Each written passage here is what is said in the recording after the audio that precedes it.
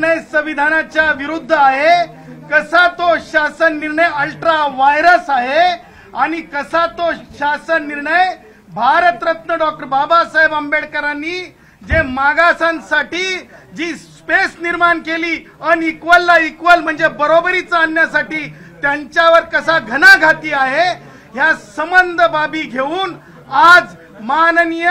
महसूल मंत्री तसेच ओबीसी उपसमितीचे अध्यक्ष माननीय श्री चंद्रशेखर बावनकुळे साहेबांची भेट घेण्यासाठी आलो होतो। बावनकुळे साहेबांसोबत सविस्तर चर्चा झालेली आहे आणि त्या चर्चेमध्ये आम्ही स्पष्ट सांगितलेलं आहे की एक भीती जी आहे ती आम्ही दाखवलेली आहे, एक डर खडा किया है मेरे आमतौर पे वाडी तांड्यामध्ये राहणाऱ्या भावांवर, मासेमारी करणाऱ्या कोळी भावांवर की आता तुमचं काही खरं नाही, प्रमाणपत्र तर आम्ही आता आमच्या दादागिरीने मिळवू। ती भीती, ते डर कुठेतरी नायनाट करण्यासाठी, त्या डरवर फवारणी करण्यासाठी ग्रामीण भागामधलं सांगायचं तर ह्यासाठी आम्ही आलो होतो आणि ते डर जे होतं ते आम्ही साहेबांना सांगितलं। आम्ही म्हणालो की जिल्हा अधिकारी असतील, डेप्युटी कलेक्टर असतील, महसूलचे अधिकारी असतील, हे अधिकारी दबावाला बळी पडतात, हे अधिकारी एका विशिष्ट समूहाच्या मसल पॉवरला म्हणजे घाबरत आहेत, त्याचबरोबर मनी पॉवर, पॉलिटिकल पॉवरच्या आधारे या सामान्यातल्या सामान्य गावातल्या म्हणजे एकूण जो कष्टकरी समुदाय, घाम गाळणारा समुदाय, या समुदायावर कुठल्याच प्रकारचं त्यांच्या आरक्षणावर गंडांतर येऊ नये आणि म्हणून तुम्ही प्रथम दार्शनिकपणे ह्या गोष्टीचं गांभीर्य लक्षात घेतलं पाहिजे म्हणून आम्ही विनंती केली। तुम्हाला सांगतो माननीय सरकार हे ओबीसींचं सुद्धा आहे। सरकारने स्पष्टपणे बावनकुळे साहेबांनी फोन लावला सर्वात वरिष्ठ अधिकारी यांना आणि त्यांना सांगितलं की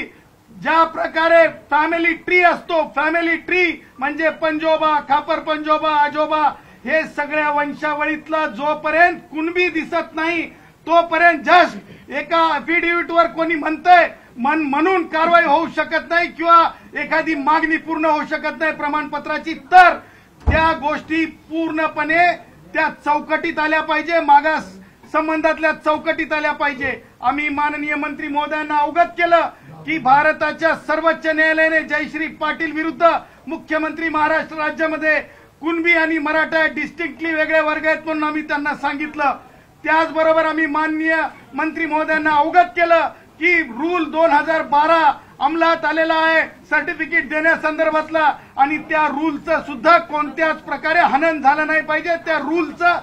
जे आहे त्या रूलला प्रोटेक्ट झालं पाहिजे। त्या रूलचं प्रोटेक्ट होणं म्हणजे माझ्या कोळी भावांचं प्रोटेक्ट होणं आहे, त्या रूलचं प्रोटेक्ट होणं म्हणजे माझ्या जे गोसावी भाऊ आहेत माझ्या गोसावी भावांचं प्रोटेक्ट होणं आहे, त्या रूलचं प्रोटेक्ट होणं म्हणजे जे नाहीत त्यांना प्रमाणपत्र द्या म्हणणं हे रूलचं प्रोटेक्शन नाही आहे, हे आम्ही स्पष्टपणे सांगितलेलं आहे। माननीय मंत्री महोदयांनी 3 दिवसामध्ये अत्यंत महत्वाची गोष्ट मी आपल्या माध्यमातून शेवटच्या माझ्या तांड्यावरल्या याडीला सांगत आहे, माझ्या शेवटच्या याडीला सांगत आहे, माझ्या धनगर भावाला सांगत आहे जो की नाही अत्यंत रानावर आणि तुम्हाला सांगतो माळावर आहे की आज महसूल मंत्री महोदयांनी आणि उपसमितीचे अध्यक्ष जे बावनकुळे साहेब आहेत, जे त्यांच्याकडे मला वाटतं पहिलंच निवेदन आलं असेल, ही पहिलीच बैठक झाली असेल, त्यांना मला सांगायचंय की 3 आठवड्यामध्ये महसूल मंत्री महोदयांनी स्वयंस्पष्ट अहवाल मागितलेला आहे आणि म्हणून माझं म्हणणं आहे की अधिकाऱ्यांना, महसूलच्या अधिकाऱ्यांना तुम्ही या बाबीचं गांभीर्य लक्षात ठेवा। भारतीय संविधानाच्या आर्टिकल 14,